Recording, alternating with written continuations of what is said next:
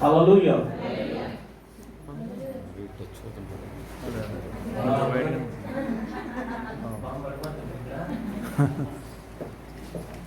హల్లెలూయా. దేవుని పరిశుద్ధ నామమునకు ఘనత మహిమ ప్రభావం కలుగును గాక. ఆమేన్. దేవుని సంగమా, గత సంవత్సర కాలం నుంచి మరి ఇశ్రాయేలు దేశంలో జరుగుతున్నటువంటి ఆ యొక్క దేవుని యొక్క కార్యాలు,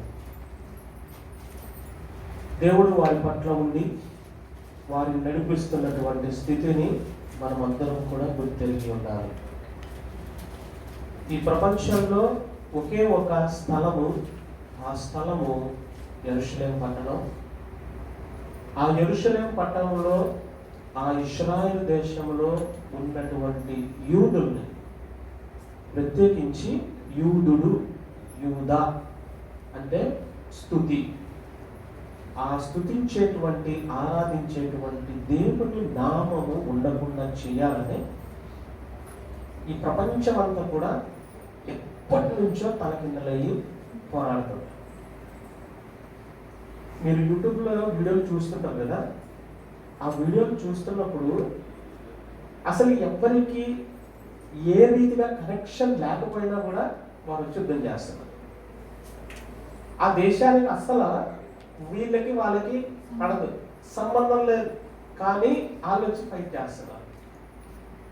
కానీ ఎంతో చాకచక్యంగా దేవుడు వారి పక్షాన ఉండి దేవుడి యొక్క మాటని వారు ఎప్పుడైతే వారి హృదయంలోనికి తీసుకొని దేవుని వైపున వారు తిరిగి దేవుని యొక్క మాటని వారు, ఆజ్ఞల్ని వారు గైకొంటున్నారో అప్పుడు వారికి విజయాన్ని వస్తూ ఉన్నారు.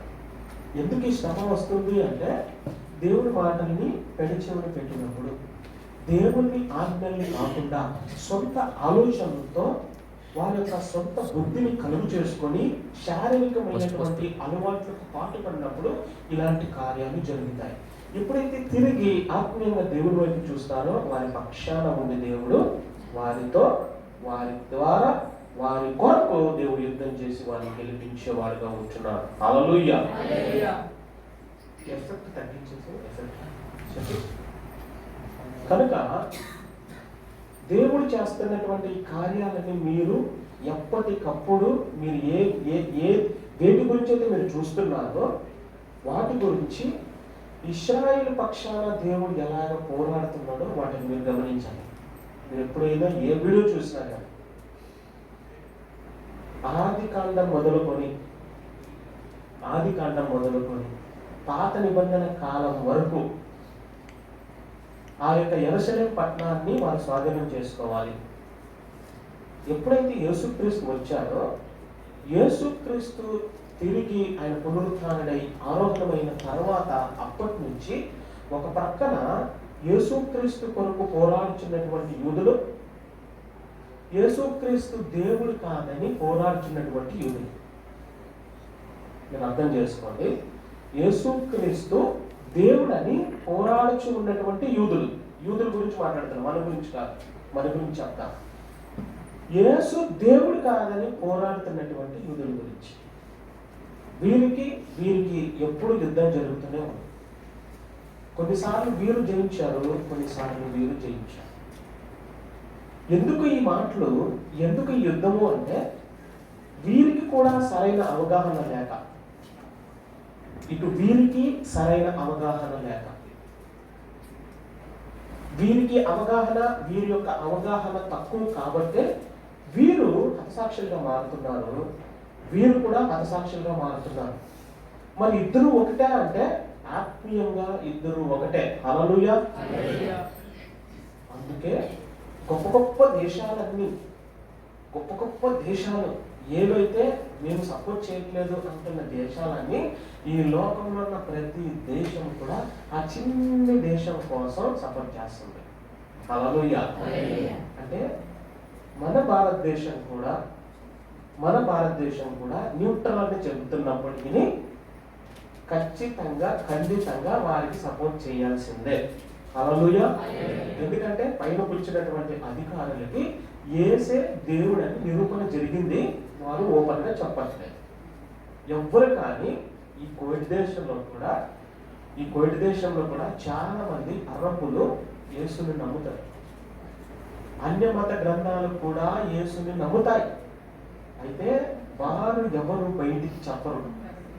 ఇండియా దేశంలో, మన రాష్ట్రంలో, మన పక్కన మనతో ఉన్నవారు యేసు దేవుడు అని చెప్పరు, కానీ నమ్ముతారు, కానీ బయటికి చెప్పరు. ఎందుకంటే కులం అడ్డొస్తుంది, గోత్రం అడ్డొస్తుంది, స్థాయి అడ్డొస్తుంది, అంతస్తు అడ్డొస్తుంది, అందుకే చెప్పరు. కానీ ఈ రోజున మనమందరం కూడా యేసుని ధైర్యంగా నమ్ముకొని యేసు వైపు మనం చూస్తూ ఆయన సన్నిధిలో కూర్చొని ఆరాధిస్తున్నామంటే అది దేవునికి సంతోషపరచడం. హల్లెలూయా. దేవునికి చప్పట్లు కొట్టి మన దేవుని మాట్లాడాలి.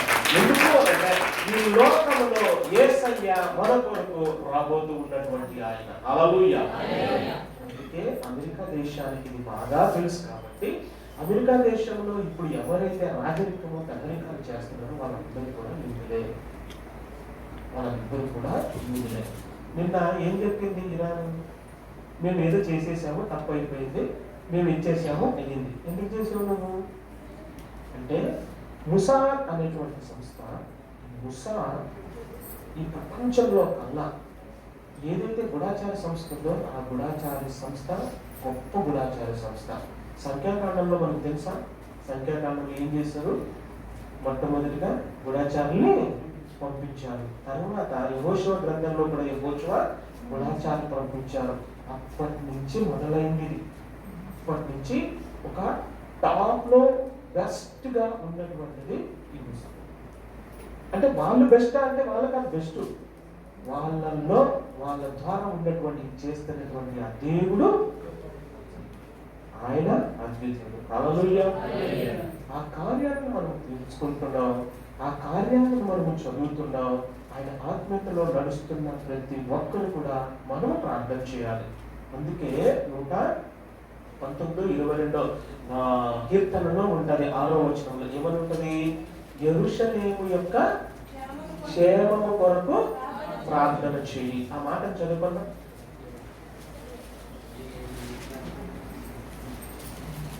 ఆరవ వచనం, యెరూషలేము యొక్క క్షేమము కొరకు ప్రార్థన చేయండి అని ఉంటుంది. యెరూషలేము, అందరూ చదువుదాం. యెరూషలేము యొక్క క్షేమము కొరకు ప్రార్థన చేయుడి. ఇప్పుడు ప్రార్థన చేసిన తర్వాత ఏం జరుగుతుందంట? యెరూషలేమా, నిన్ను ప్రేమించువారు వర్ధిల్లుదురు. హల్లెలూయా. అంటే యెరూషలేము కొరకు ఎవరైతే ప్రార్థన చేస్తారో వారు ఏమవుతారంట? వర్ధిల్లుతారంట. మనం చేస్తున్నామా? మనము చెయ్యాలి. ఇది మనకు ఉన్నటువంటి కట్టడి. మనం యెరూషలేము కొరకు ప్రార్థన చేయాలి. యెరూషలేము క్షేమం కొరకు ప్రార్థన చేయాలి. యెరూషలేములో సమాధానం కొరకు ప్రార్థన చేయాలి. యెరూషలేము, షాలేము అంటే ఏంటి? సమాధానం. ఈ ప్రపంచంలో కల్లా ఒకే ఒక దేశం, ఆ చిన్న దేశంలో, ఆ చిన్న రాష్ట్రంలో, ఆ చిన్న ప్రదేశంలో ఎప్పటి నుంచో ఒక 5000 సంవత్సరాల నుంచి ఈ రోజుకి కూడా రక్తపాతమయ్యి రక్తం చిందించుకున్న ఒక రోజు కూడా లేదు. 5000 సంవత్సరాల నుంచి అదొక్క స్థలంలోనే సమాధానం లేదు, శాంతి లేదు. ఎప్పుడు పోరాటమే, ఎప్పుడు గొడవ, ఎవరికో ఒకరికి అక్కడ గొడవ. ఏదో ఒక స్థితిలో, ఏదో ఒక సందర్భంలో నిమిషానికో గంట, ఆ రోజులో మాత్రం చనిపోతే రక్తం మాత్రం అక్కడ పడాల్సిందే. ఎందుకంటే ఆ యెరూషలేము కొరకు మనం ప్రార్థన చేయాలి. ఎప్పుడైతే మనం ప్రార్థన చేస్తామో మనమంట వర్ధిల్లుతాము. మనకు మనమే ప్రార్థన చేసుకోవడం కాదు, మనం యెరూషలేము కోసం ప్రార్థన చేద్దాం. నువ్వు చేసే ప్రార్థన, నీ ప్రార్థనలో నీవు నీ కుటుంబం కొరకు చేస్తున్నావు, నీ పని కొరకు చేస్తున్నావు, నీ ఆరోగ్యం కొరకు చేస్తున్నావు, నీ పిల్లల ఆరోగ్యం కొరకు చేస్తున్నావు. ఇప్పటి నుంచి నీవు ఏం చేయాలి? నీ యొక్క ప్రార్థనలో ఒక్క ముక్క, ఒక్క మాట, యెరూషలేములో శాంతి, ఇశ్రాయేలులో శాంతిని చేకూర్చి మనం ప్రార్థన చేస్తున్నాం. అది దేవునికి సంతోషం కలుగుతుంది. హల్లెలూయా. ఇంతవరకు వేదవాక్య పట్టణాన్ని చదివాము. ఆ మాట మనం చదువుకొని ధ్యానంలోకి వెళ్దాం. అపోస్తలుల కార్యములు, ఒక్క నిమిషం నేను నేర్పిస్తాను. అందరూ తీద్దాం. అపోస్తలుల కార్యములు 8వ అధ్యాయము 31వ వచనం. అలా కాదు, అతడు నాకెవడైనను త్రోవ చూపకుంటే ఎలాగూ గ్రహింపగలనని చెప్పి రథమెక్కి తనతో కూర్చుండమని ఫిలిప్పును వేడుకొనెను. ప్రార్థించుకుందాం. మహోన్నతుడైన తండ్రి, మహాగణుడ, నీకు స్తోత్రాలు, నీకు వందనాలు చెల్లిస్తూ ఉంటున్నా.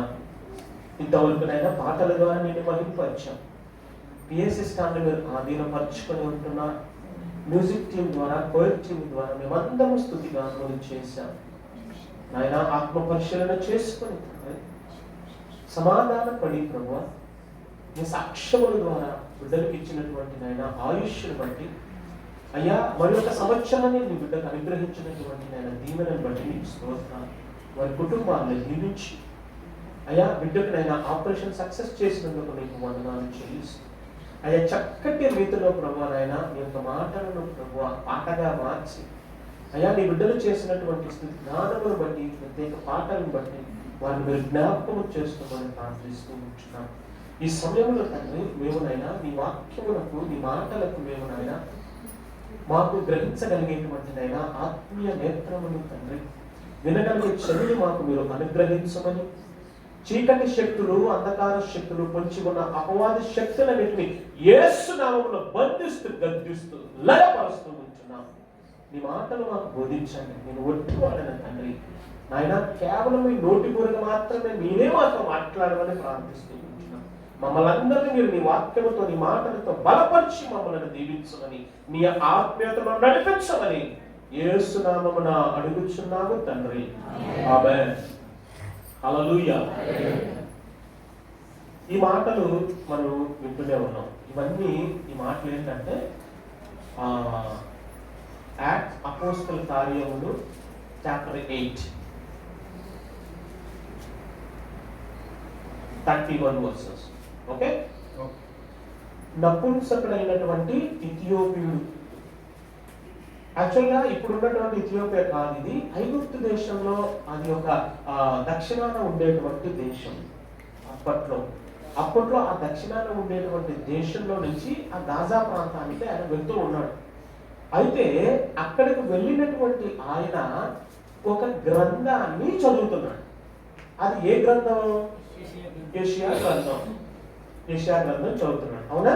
పై వచనాల్లో ఆయన పల్లకిలో వెలుచూ ఉంటున్నప్పుడు ఒక గ్రంథాన్ని పట్టుకొని ఆ గ్రంథము తెరిచి ఆ గ్రంథములో ఉండేటువంటి మాటలు చదువుతున్నాడు. ఏ గ్రంథంలో? ఏ అధ్యాయం ఇది? ఏ అధ్యాయము? ఏ అధ్యాయము? 53వ అధ్యాయం. 53వ అధ్యాయము 7వ వచనము 8వ వచనం చదువుతున్నాడు. ఆయన పక్కలో కూర్చొని పుస్తకం తెరిచి ఆ పుస్తకంలో ఒక మాట చూసి ఆ మాటను చదువుతున్నాడు. ఆ కాలంలో ఎవరైనా కానీ, యూదుడైనా ఏ దేశస్థుడైనా, నీవు యెరూషలేములోనికి కానీ ఆ ఐగుప్తు దేశంలోనికి వచ్చినప్పుడు ఏ గ్రంథాన్ని నువ్వు చదివినా ఆ గ్రంథములో ఈ మాటలు చదవాల్సిందే.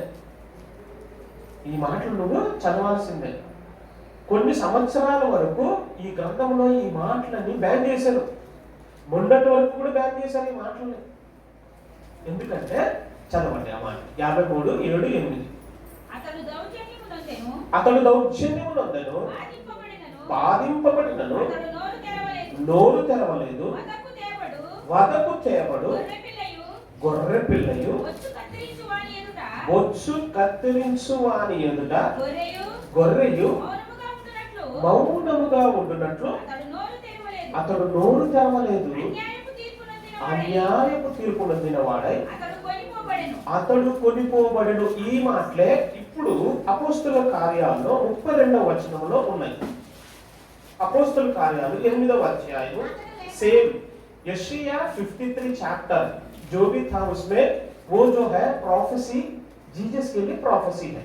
जो ये प्रोफेसी अभी जो ये आदमी जो यूनोक है, ये आदमी वो पढ़ रहा है सेम वर्सेस, सेम चैप्टर का जो वर्सेस है ये पढ़ रहा है, लेकिन उसको समझ नहीं आ रहा है, అతనికి అర్థం కావట్లేదు.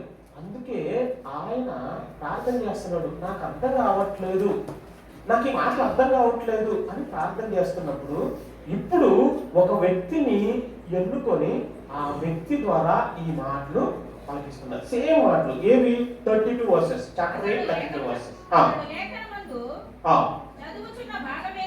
చదువుచున్న భాగం ఏదనగా ఆయన గొర్రె వలె వదకు తేబడును, బొచ్చు కత్తిరించు వాని వలె వాని ఎదుట గొర్రె పిల్ల ఏలాగు మౌనముగా ఉండును, అలాగే ఆయన నోరు తెరవకుండెను. ఆయన దీనత్వం బట్టి ఆయనకు న్యాయ విమర్శ దొరకకపోయిను. ఆయన సంతానమును ఎవరు వివరింతురు? ఆయన జీవము భూమి మీద నుండి తీసివేయబడినది.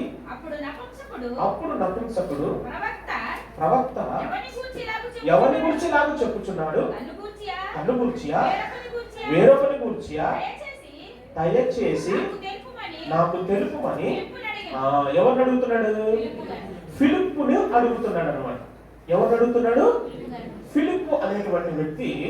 ఈయన మనకు చరిత్ర ఏం చెప్పుకుంటే ఇద్దరిని చెప్తుంది. ఒక ఫిలిప్పు అపోస్తులుడు అయినటువంటి ఫిలిప్పు. యోహాను సువార్తలో మొట్టమొదటిగా ఒక వ్యక్తి కలుస్తాడు యేసుక్రీస్తుని. ఈ యేసుక్రీస్తుని అంటే అపోస్తులుగా ఉన్నటువంటి ఫిలిప్పు. అదే అపోస్తుల కార్యాల్లో స్టెఫెనుతో పాటి చంపబడుతున్నప్పుడు ఉన్నటువంటి పరిచారకుడైనటువంటి ఎవాంజలిస్ట్ గా ఉన్నటువంటి ఫిలిప్పు. మనకి ఇద్దరా లేదా ఒకరా లేదా ఇంకెవరైనా అని అనుకున్నా ప్రాబ్లం లేదు. కానీ మనకి ఏంటంటే ఈ ఫిలిప్పు అనే వ్యక్తులు మనకి చేసినటువంటి పరిచయం మనకు ఇంపార్టెంట్. అంతే కదా?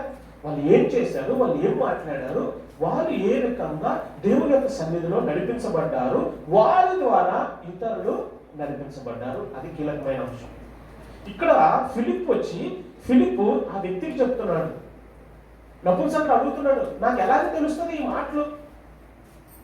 అందుకే ఆయన అన్నటువంటి ఆ 31వ వచనము మనకి ఈ రోజున నేర్చుకోవలసినటువంటి పాఠం. ఏమని చెప్తున్నాడు? నాకు ఎవడైనాను త్రోవ చూపకుంటే నేను ఎలాగో గ్రహింపను. ఈ పరిశుద్ధ గ్రంథంలో ఎన్నో మాటలు ఉన్నాయి, ఎన్నో వచనాలు ఉన్నాయి. మనకి ఎవరు చూపిస్తున్నారంటే ఈ లోకంలో యేసయ్య పరిశుద్ధాత్ముడి వలె మన మధ్యకి వచ్చి మనకు త్రోవ చూపిస్తూ ఉంటున్నారు. మనము సంఘానికి ఎందుకు రావాలి అంటే ఆ త్రోవ ఈ సంఘం ఏర్పరిచి ఆ త్రోవలో మనం వచ్చి ఈ సంఘంలో కూర్చున్నప్పుడు, ఈ సహవాసంలో కూర్చున్నప్పుడు వాక్యము బోధిస్తున్నటువంటి సేవకుల ద్వారా, బోధకుల ద్వారా, కాపరుల ద్వారా నీవు పాట పాడచ్చు ఉంటున్నావు. ఆ పాటలు ఎంత మధురమైనటువంటి మాటలు ఉంటాయి కదా. అందుకే చక్కటి పాట ఎవరైనా రచయిత రాస్తే నీ అంతటి మధురమైన ఇంతవరకు ఎంత చక్కగా పాడారు.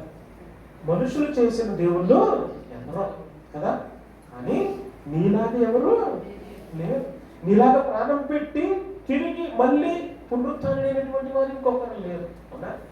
అందుకే మనం సంఘంలో ఉంటున్నప్పుడు ఆయన పాట ద్వారా ఇప్పుడు మనం చదివాము. ఏం చదివాము? విశ్వాస ప్రమాణం చదివాము కదా. ఆ మాటలు మన హృదయాల్లో ఉండిపోవాలి. నీకు పరిశుద్ధ గ్రంథం తెలిసినా తెలియకపోయినా ఆ మాటలు నీలో ఉండాలి. రేపు ఎవరైనా నిన్ను అడిగితే నువ్వు ఏ సాక్ష్యంతో ఉన్నావంటే ఆ సాక్ష్యాన్ని ఎందుకు మనం అపోస్తుల విశ్వాస ప్రమాణాన్ని చెబుతున్నాము అంటే ఆ విశ్వాస ప్రమాణంలో ఉండేటువంటి మాటలన్నీ ప్రభువైన యేసయ్య మన కొరకు చేసినటువంటిది.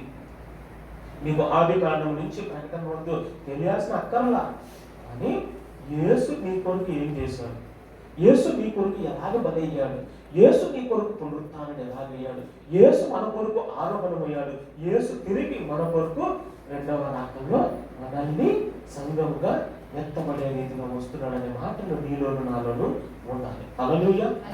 అందుకే ఆ త్రోవలో నేను వెళ్తున్నప్పుడు ఎవరు నాకు చూపగలుగుతారు? ఈ రోజున మనకి సంఘం ఉంది, ఆ రోజున సంఘం లేదు.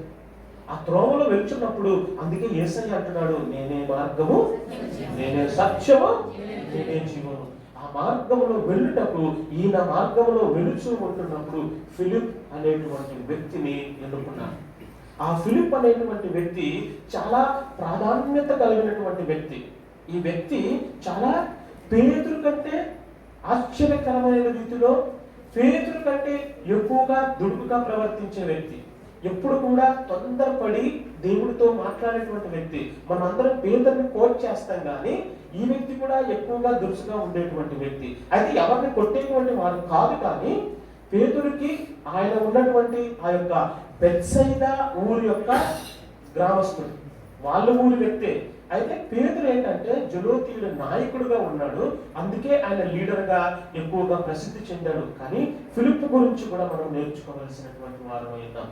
ఈ ఫిలిప్ యొక్క బిడ్డలు కూడా ప్రవక్తలుగా వారు ఆ లోకంలో సువార్తని ప్రకటించారు. ఈ ఫిలిప్పే ఎప్పుడైతే 3 సార్లు ఆ 3 రోజులు యేసుక్రీస్తు ప్రసంగం చేసినప్పుడు, ఆ ప్రసంగం చేసిన తర్వాత ఎవరైనా కానీ ఆ యొక్క తిండి తీసుకొచ్చారా, తిండి ఏమైనా ఉందా అని అడిగినప్పుడు ఈ పేతురు వచ్చాడు. 5,000 మందికి మనం ఎలాగ తిండి పెట్టగలం, ఈ 5,000 మందికి మన దగ్గర ఉండేటువంటి ధనం చాలదే అని యేసుక్రీస్తు దగ్గర ప్రశ్నిస్తున్నాడు. కానీ యేసయ్య అంటున్నాడు, సరే ఇప్పుడు ఎవరు తెలియనా ఏమైనా 2 ముక్కలు ఉన్నాయా అంటే, ఒక చిన్న అమ్మాయి వచ్చింది. ఆ చిన్న అమ్మాయి ఆమెతో 2 చేపలు ఉన్నాయి, 5 రొట్టెలు ఉన్నాయి. అందరికీ చెప్పాడు, మీరు 50 పంక్తులుగా 100 మందిని కూర్చోబెట్టండి. 50 పంక్తుల్లో ఉన్నటువంటి ఆ 100 మందికి మీరు ఇప్పుడు పంచండి అంటే, వారికి పంచిన తర్వాత వారు తిన్న తర్వాత ఎన్ని మిగిలాయంట? 12 గంపలు మిగిలాయి. అంటే జీవాహారము నేనే, జీవజలము కూడా నేనే. యేసుక్రీస్తు ఆయన ఉండగా మనకు అవుతుంది. అంటే ఆయన వెలుచున్నటువంటి ప్రతి చోట కూడా, ప్రతి త్రోవ కూడా ఎలా ఉందంటే గంభీరమైనటువంటి ఆశ్చర్యకారాలు చేసే రీతిగా ఉంటున్నారు. ఇక్కడ నపుంసకుడు అడిగినటువంటి మాటలు ఈ ఫిలిప్పు ఎప్పుడైతే చెప్పాడో ఆయన ఆశ్చర్యపోయాడు. ఏమిటి, ఎలాగ ఒక వ్యక్తి త్రోవ చూపగలడు, ఎలాగ త్రోవ చూపగలడు, ఎలాగ త్రోవ చూపగలడు? దీని మాటకు దీని అర్థం ఏంటంటే, ఇర్మియా గ్రంథం 50వ అధ్యాయం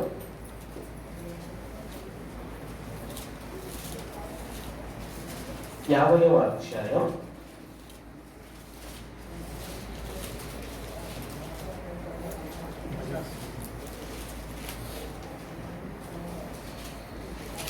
6వ వచనం.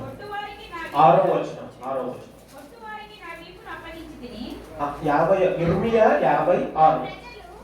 నా ప్రజలు త్రోవ తొప్పిన గొర్రెలుగా ఉన్నారు, వారి కాపరులు కొండల మీదికి వారు తోలుకొని పోయి వారిని త్రోవ తప్పించిరి. హల్లెలూయా. అంటే ఈ మాట ఎవరికి ఈ మాటని గుచ్చుతున్నాడు అంటే, ఆ ఇశ్రాయేలు ప్రజలకి. ఈ రోజుకి కూడా వారు స్వతంత్రం వచ్చినప్పటికీ, 1948 వచ్చినప్పటికీ వారు పరిపూర్ణంగా శాంతితో సమాధానంతో లేదు. ఎందుకు? త్రోవ తప్పి పోయించున్నారు. ఈ రోజున నీవు నేను మనము అందరం కూడా గ్రహించవలసింది, ఈ రోజుకి మన సంఘము లేదు. ఎందుకు లేదు? మనల్ని మనం పరిశీలన చేసుకోవాల్సినటువంటి వారమై మనం ఉంటున్నాం.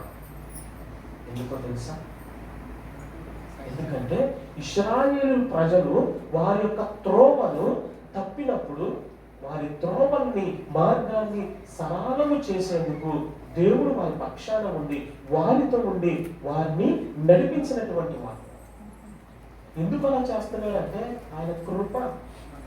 దీనికి రీజన్ ఏం లేదు, ఆయన కృప. ఆయన కీర్తనలు అంటాడు, ఆయన కోపము ఎంతవరకు ఉందంట? మన ట్రాన్స్లేషను తప్పది. నిమిషం అంటే చచ్చూరుకుంటాం, నిమిషం కాదు అది, ఫ్రాక్షన్ ఆఫ్ సెకండ్. సెకండ్ లో కూడా ఫ్రాక్షన్ ఆఫ్ సెకండ్ అన్నమాట. నిమిషం అంటే 60 సెకండ్లు. 60 సెకండ్లు చూపిస్తే ఈ భూగోళం ఉండదు, పడిపోద్ది, పుణ్యంలో ఇలాగ వేలాడు ఉండదు, పడిపోద్ది. ఇది ఫ్రాక్షన్ ఆఫ్ సెకండ్. ఆయన కోపము అంతనే. కానీ తిరిగి ఎవరైతే ఆయన వద్దకు వచ్చి ఆయన పాదాలు పట్టుకొని మొరపెడతారో వారి పక్షాన ఉండేటువంటి వారు. హల్లెలూయా, హల్లెలూయా. అందుకే ఆ రోజున అన్నటువంటి ఆ యొక్క నపుంసకుడైనటువంటి అతియోపియుడైనటువంటి ఆ కందాక రాణి కింద పని చేసుకుంటే ఆ యొక్క ట్రెజరరు ఆయన మాట్లాడుతున్నటువంటి మాట ఏంటంటే, ఎవరైనా మాకు త్రోవ చూపేవాళ్ళు కావాలి.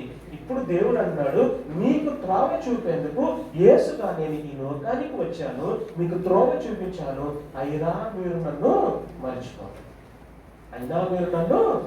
మర్చిపోతున్నాను. ఈరోజు సంఘముగా నీవు నేను తెలుసుకోవాల్సింది ఏంటి? కీర్తన గ్రంథము 1వ అధ్యాయంలో ఏమంటున్నాడు?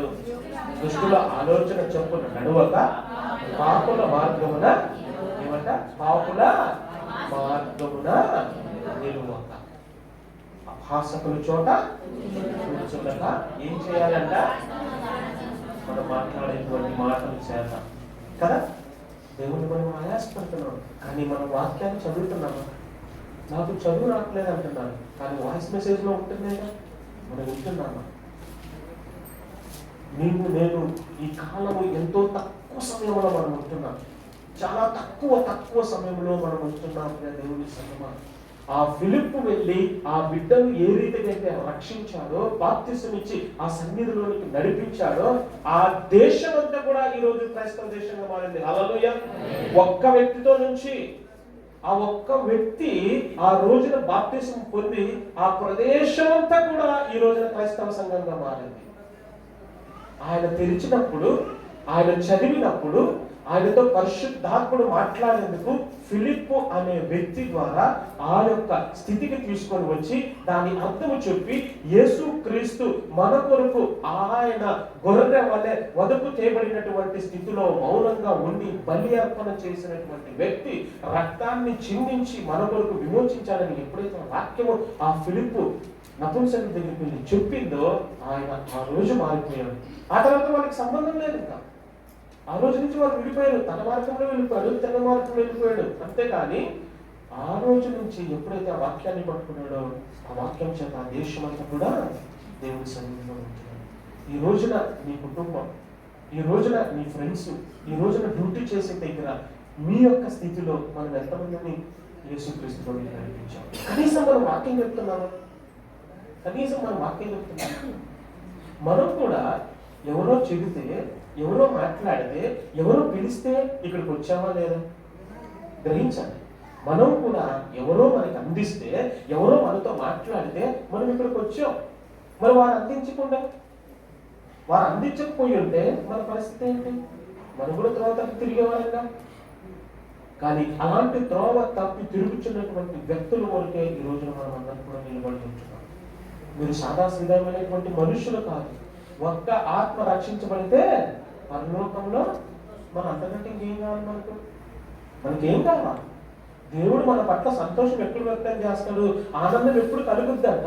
నీవు సువార్త చెప్పినప్పుడు, ఫిలిప్పు వలె వారికి వివరించినప్పుడు, ఫిలిప్పు వారికి బోధించినప్పుడు, వారిని సన్నిధిలోనికి నడిపించినప్పుడు, వారి యొక్క కుటుంబాన్ని మారుతున్నప్పుడు దేవునికి అక్కడ సభలోనంట సంతోషం కలుగుద్దంట. దేవుడు సంగమా, ఈ రోజున నువ్వు నేను మనమందరం కూడా ఏ రీతిగా ఉంటున్నామంటే ఇది సత్యవాక్యం.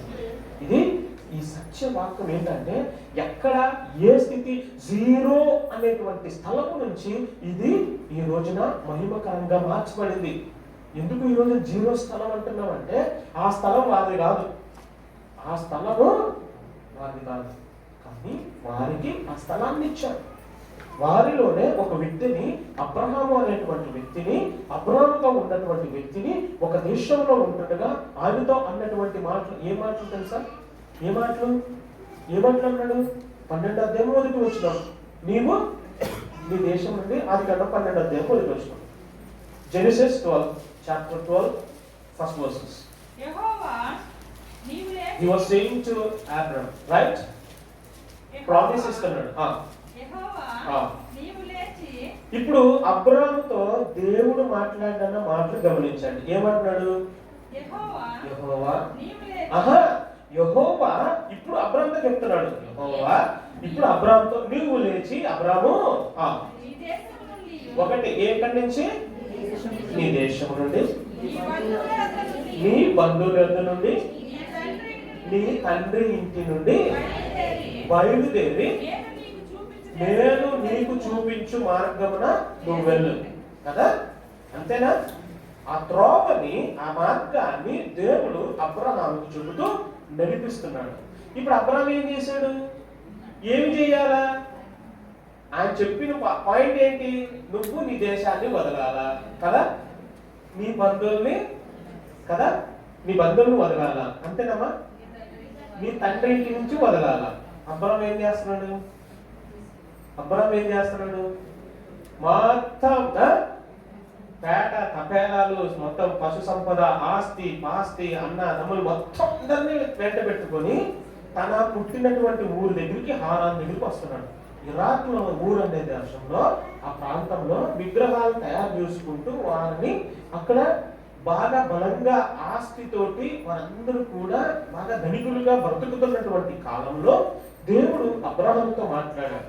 ఎందుకు అబ్రహాంతోనే మాట్లాడాడు? వాళ్ళ అన్నతో ఎందుకు మాట్లాడలేదు?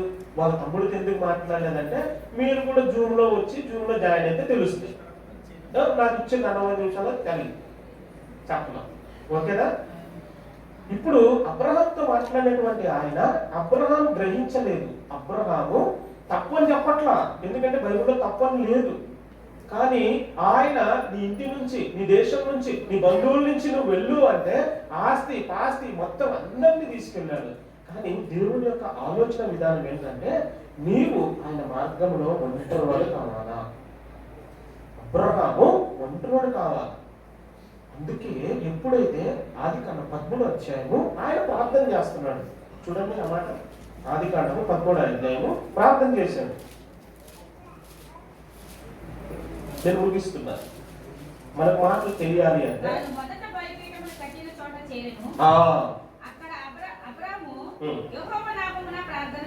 ఇప్పుడు ప్రార్థన చేసిన తర్వాత ఏం జరిగింది అంటే, లోతును కూడా కట్ చేశాడు. ఫస్ట్ ఏం చేశాడంటే తన తండ్రి ఇంటిని కట్ చేశాడు హారాన్ లో. ఇప్పుడు ఆయన ఒకడే వస్తున్నాడు. వచ్చిన తర్వాత దేవుడు పరీక్షిస్తున్నాడు. ఇంకా మిగిలింది. ఏం మిగిలింది?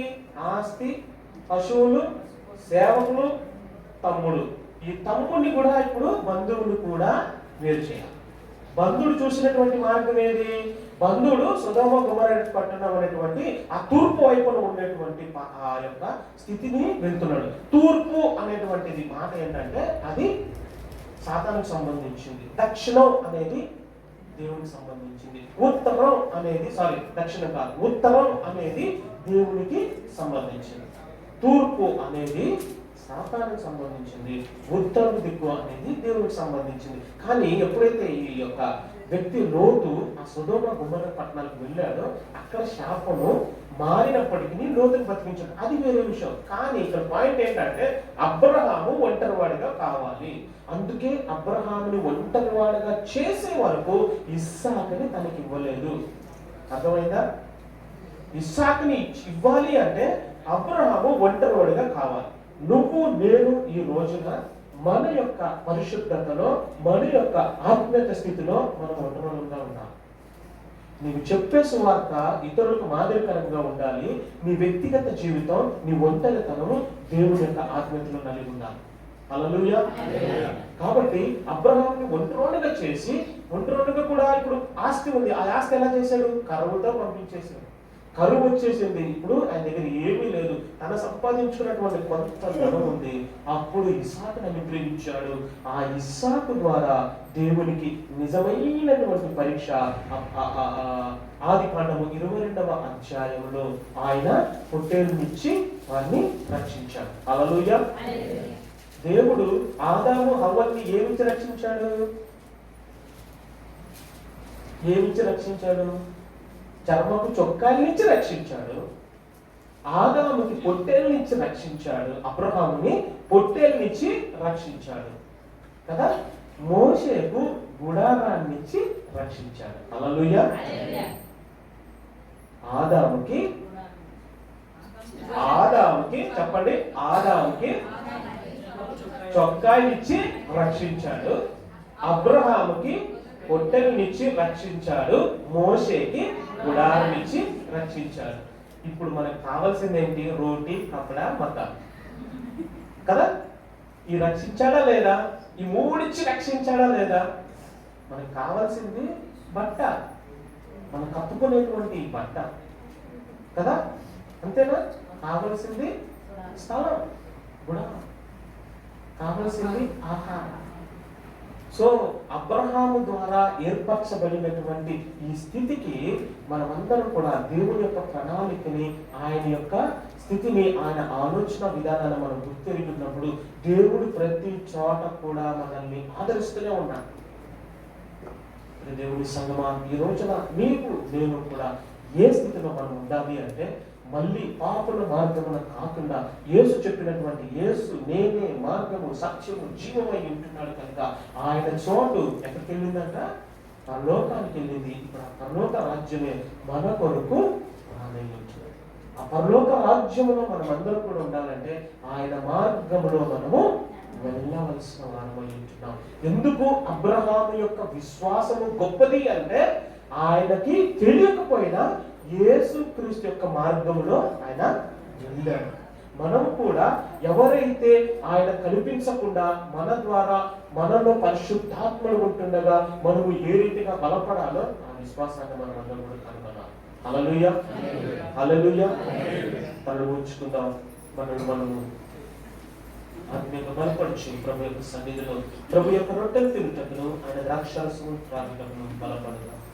అయ్యా నీ మాటలు ఇచ్చారు తండ్రి, మమ్మల్ని బలపరచండి. అయ్యా నీ మాటలతో మమ్మల్ని నాయన ఈ యొక్క సన్నిధిలోనికి నాయన నడిపించినందుకు నీకు వందనాలు చెల్లిస్తున్నాను. అయ్యా నపుంసకులైనటువంటి నాయన ఆ యొక్క ఇథియోపియుడిని తండ్రి నీవు బలపరిచావు.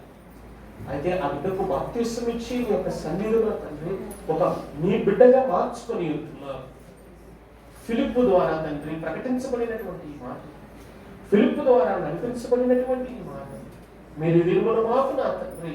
అయ్యా ఆ ఫిలిప్పును తండ్రి సిలువ వేసినటువంటి వారిగా నాయన త్రిప్పి సిలువ వేసి ఉంటున్నారు ప్రభువా. ఆ బిడ్డను చంపి ఉంటున్నారు కానీ హతసాక్షుడిగా మారినటువంటి ఫిలిప్పు, అతి ధైర్యమును నాయన నీ బిడ్డలు మీరు అందరికీ కూడా అనుగ్రహించమని ప్రార్థిస్తున్నాం. యేసయ్యా ఇంతవరకు మీరు మాకు ఏమై ఉంటున్నాయో నాయన, మా త్రోవలు ఏమై ఉంటున్నాయో మేము నాయన ఒక్కసారి తండ్రి మాకు పరిశీలన చేసుకుంటున్నాం. మా త్రోవలు తప్పించి నా తండ్రి నీ మార్గంలో ప్రభు నీ వాక్యము ద్వారా నైనా మంచి నేలను పడినటువంటి ఆ త్రోవలో మేము ఉండటకు ప్రభు మాతో మీరు నీ బిడ్డలను బలపరిచినందుకు నీకు స్తోత్రం. ఇంకా నువ్వు తండ్రి నైనా ఈ లోకంలో జరుగుతున్నటువంటి ప్రతి ప్రపంచికమైనటువంటి నైనా ప్రచండమైనటువంటి భయంకరమైనటువంటి పరిస్థితుల నుంచి ప్రభు నైనా కాపాడమని ప్రార్థిస్తూ ఉంటున్నాను. ఈ కోయిటి దేశాన్ని, కోయిటి రాజ్య పాలనను మీరు కాపాడాలి. ఈ బిడ్డలను ఈ స్థలంలో ఉన్నటువంటి ప్రతి బిడ్డను మీరు దర్శించండి ఆయన. మీ ఆత్మీయ ఆహారాన్ని మాకు అనుగ్రహించాము. అందరిని బట్టి నీకు వందనములు స్తోత్రములు చెల్లిస్తూ యేసు పరిశుద్ధ నామమున అడుగుచున్నాము తండ్రి. ఆమేన్.